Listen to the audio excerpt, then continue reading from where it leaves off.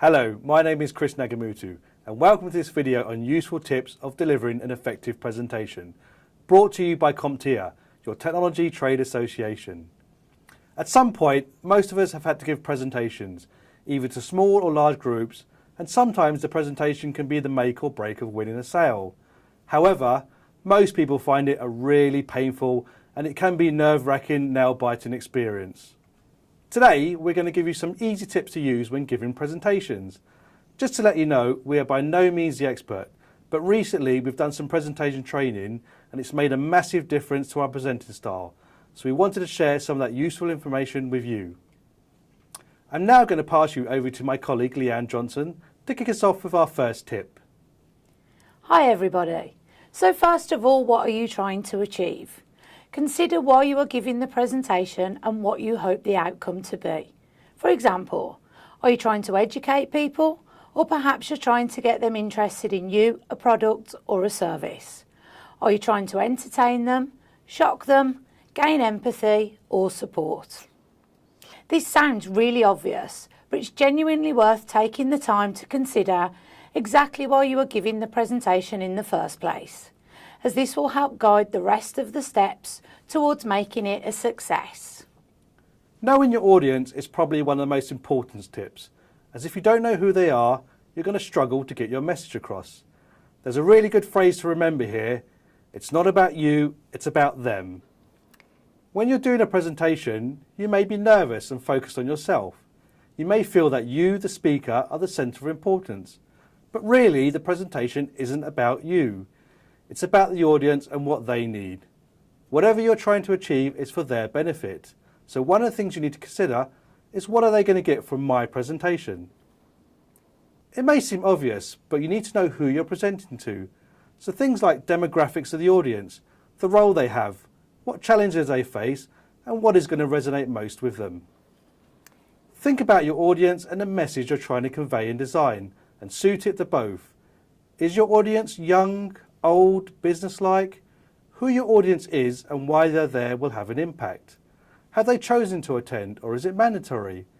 Is it a business meeting, or have they come along because they believe in a cause?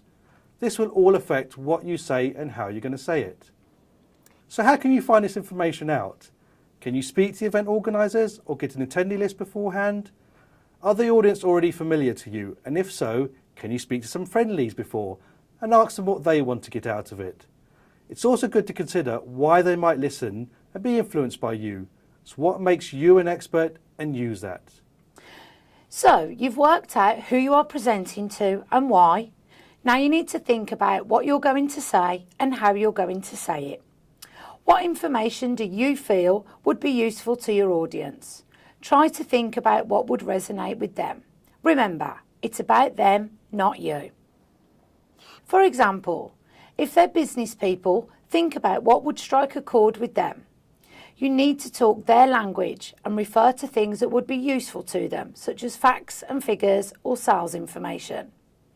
If, though, you're talking to children, try to think about what would appeal to them. Perhaps you could tell a story instead. The language that you use is absolutely key. Once you've decided on content, there are many different ways that can be used for delivery. The process you use is where you gain the most power. It's your opportunity to be yourself, relax and gain support. Depending on your audience and message, you could use humour, emotion, graphs, pictures or video. The list is endless. It's important to get this right though, as you wouldn't want to use humour when talking about something emotional, and you wouldn't want to be all businesslike if you were talking about something light-hearted or humorous. Using the right process helps make your delivery more engaging, therefore making the message stick. It will generate more interest in your audience and encourage them to buy into you and your message. You could deliver your message via pictures. They say a picture paints 1,000 words, and it's true. People are more likely to remember a picture than words. For example, if you were talking about the plight of animals, it could be useful to include a few pictures of our furry friends. Going back to our example of delivering to children via a story, just reading it may not have the desired effect. So a different approach could be to act it out and make it more fun and enticing. These are all just examples of how what you're trying to achieve and who your audience is impacts what you should deliver and how. Hopefully these examples have made it clearer for you. Now that you have your content down to a T, let's look at how you prepare for the delivery. A really good technique is to practice your presentation with a colleague or peer, someone you really trust to give you honest, constructive feedback. At the same time, it's also good just to practice, to see what aspects work and which don't. For example, is the timing right? Do I sound confident? This gives you the opportunity to tweak the presentation before the main day. Practicing also helps you to learn your content and really helps your confidence. It's not necessary to learn all your content by heart, but as long as you remember the key points you're trying to get across and can talk around these confidently, it will show in the delivery. Some people like to have notes for their delivery, which is fine, and I suggest writing a few key points clearly on cards, which you can glance at every now and then. Most of the time we use PowerPoint presentations, and these are very easy to set up with speaker notes. But remember, don't look down too much and engage the audience. Another good thing to remember is to keep breathing, as we wouldn't want any of you to hyperventilate or pass out. There's some easy breathing techniques you can practice beforehand, such as lying on the floor with your knees bent, placing a book on your stomach and doing measured breathing. Remember, getting through the presentation isn't a race, so it's a good idea to take pauses between sections to give you time to collect your thoughts. So how do you open your presentation? People buy into people. Fact. You generally have a few seconds for people to decide whether they like you. So the opening of your presentation is really important. Warm up your voice before you present, in the same way that singers warm up their voices and athletes warm up their muscles before a performance. A great tip I was given for this is to read Dr. Seuss's Fox in Socks out loud before presenting. The book is full of tongue twisters, so it's a great way of exercising your mouth and getting it used to delivering tricky words. Your presentation may not seem difficult, but it could get harder once the pressure kicks in. Next, choose a comfortable stance. When we're nervous, we naturally tense up. This can lead to clenching our fists and hunching our shoulders, which limits oxygen to the brain and causes confusion. Practice how you'll stand until you'll feel yourself letting go and relaxing. Have open body language and embrace what you're doing. Hold your head high and relax. Smile, as you will look and sound a lot more confident and comfortable in what you're doing. Smiling projects positive energy, and if you smile at somebody, they generally smile back. Try it. Ask an icebreaker or two within your opening to get people engaged. Get them to agree with you or acknowledge what you're saying, perhaps by asking them to raise their hand. Raise yours too, as it will encourage participation. Nobody wants to be the first or only person to stand out. An example could be asking people if they want to learn presentation tips. Speak slowly and remember it's okay to pause. This will help you gather your thoughts, and what seems like a long pause to you probably won't even be noticeable to your audience. Project your voice to the back of the room. If they can hear you at the back, they can definitely hear you at the front. Make eye contact with people. Let them think you're talking directly to them. Don't forget to breathe. This keeps the oxygen flowing and will keep you nice and relaxed.